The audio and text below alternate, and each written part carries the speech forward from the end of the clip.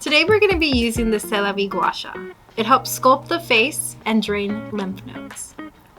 This can also be used to apply product. So beginning with the cheeks, you want to pull up and out using mild pressure.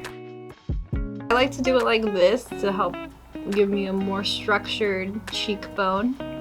I would go like this to give me a more chiseled jaw. And then also I could go like this to also work with the cheekbone.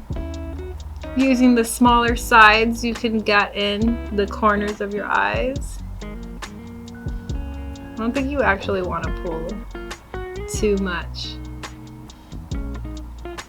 Because if you pull too much, you can actually give your face more wrinkles.